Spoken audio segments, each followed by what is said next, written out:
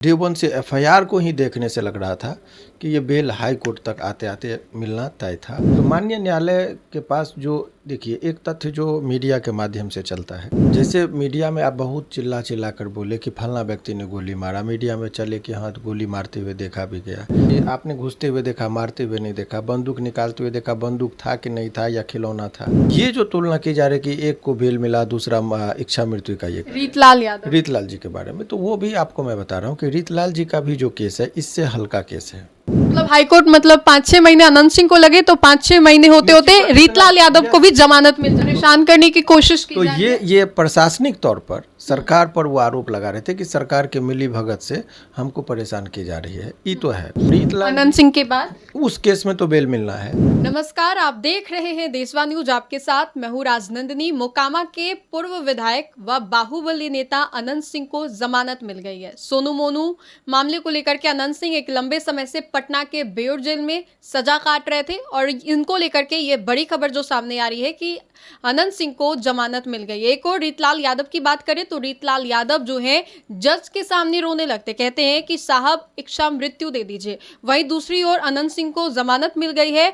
तो क्या ये चुनावी साल में कोई असर डालने वाला है? बातचीत करेंगे। हमारे साथ बातचीत करने के लिए एडवोकेट शिवनंदन भारती सर है। सर से जानेंगे कि अभी अनंत सिंह को लेकर के ये बड़ी खबर सामने आ रही है कि अनंत सिंह को जमानत मिल गई है, कैसे हो गया ये सब कुछ? देखिए वो केस में पटना हाई कोर्ट का जो कुछ रूल है, बेल देने के लिए जो क्राइटेरिया है, वो तमाम चीज़ों को गुण दोष के आधार पर दिया जाता है। और आपके ही चैनल पर मैंने कहा था कि इनको हाई कोर्ट तक आते आते बेल मिलेगा, क्योंकि जो नेचर ऑफ एलिगेशन है उसमें गोली चलाने की बात है। अगर वो जो एफआईआर की जो बात है किसी को इंजर्ड होने का, गोली लगने का, यदि गोली लग भी जाती है, आपको बता रहे हैं, तो देखा जाता है कि वो इंजरी का नेचर कैसा है, ग्रीवियस है कि सिंपल इंजरी है, गोली का खोखा बरामद हुआ, गोली लगा, ये तमाम तरह किसके द्वारा मारा गया, गवाह में क्या बोला, बहुत सारा चीज़ डायरी में लिखा होता है, पुलिस के द्वारा अनुसंधान के दौरान उन तमाम तरह की चीज़ों पर विचार करने के बाद ही किसी के बेल के बारे में विचार की जाती है। तो माननीय न्यायालय के पास जो देखिए एक तथ्य जो मीडिया के माध्यम से चलता है और एक तथ्य जो ऑन पेपर तैयार होता है, दोनों अलग चीज़ें होती है। जैसे मीडिया में आप बहुत चिल्ला चिल्ला कर बोले कि फलना व्यक्ति ने गोली मारा, मीडिया में चले कि हाँ गोली मारते हुए देखा भी गया। जैसे एक उदाहरण के तौर पर आप समझिए कि दो तथ्य से कैसे और तथ्यात्मक चीज़ और ऑन रिकॉर्ड क्या होता है, न्यायालय के सामने क्या मजबूरियाँ होती है या क्या ऐसी परिस्थितियाँ होती है जो डिफरेंट ये कर देता है। तो अभी आप जैसे आपने देखा कि जो अभी हॉस्पिटल में जो पारस में जो हत्याकांड हुआ था, तो आपने देखा सीसीटीवी कैमरा में ये है वो है, इसके अलावा कोई आई विटनेस नहीं मिले। तो ऐसा माना जाएगा कि ये वो वहाँ पर कोई यदि बयान, यदि सपोज़ कि जो वहाँ पर स्टाफ है बोलेगा कि नहीं हमने इनको नहीं देखा, वो वीडियो की क्रेडिबिलिटी पर चैलेंज किया जाएगा कि वो आएगा फॉरेंसिक से जांच होके वो लगेगा 2 साल 1 साल, तत्काल इस व्यक्ति का केवल उसी आधार पर कि वही मारा है, मारे उसमें ये देखा जाएगा कि मारते हुए किसी ने नहीं देखा। मैं उदाहरण दे रहा हूँ, कोर्ट के अंदर क्या दलील दी जाती है कि आपने घुसते हुए देखा, मारते हुए नहीं देखा, बंदूक निकालते हुए देखा, बंदूक था कि नहीं था या खिलौना था।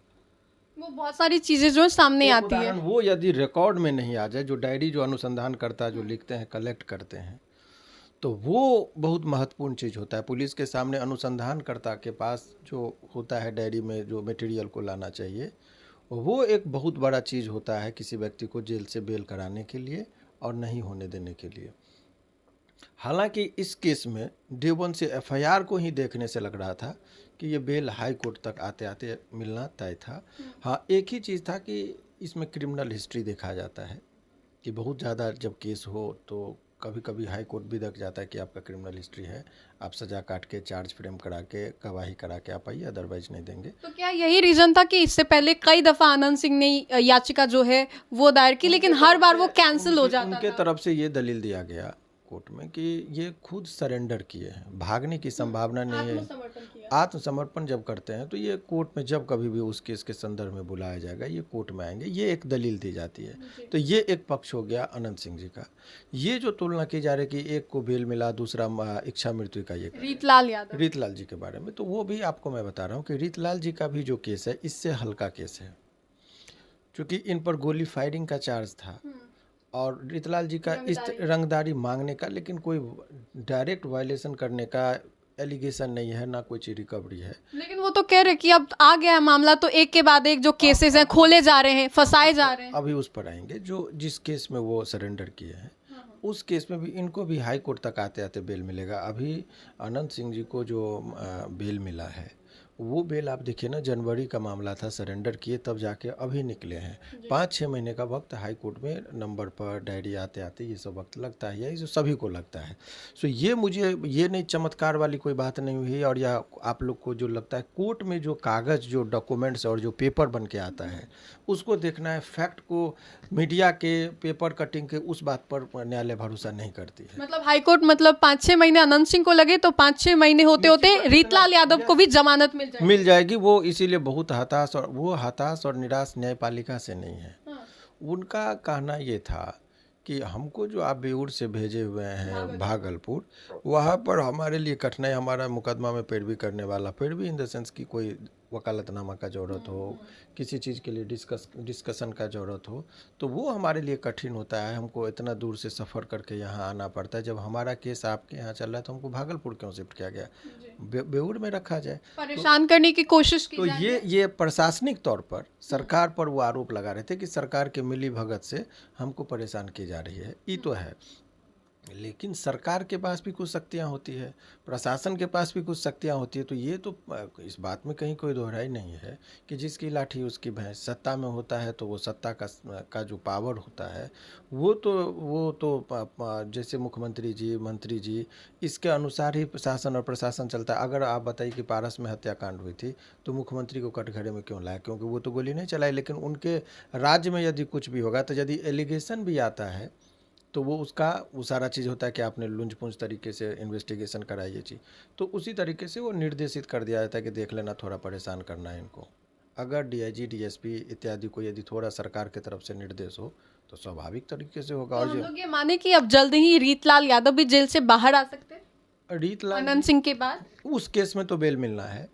अन्य केस में क्या अनुसंधान, देखिए मैंने क्या कहा, सरकार के पास बहुत शक्तियाँ होती है।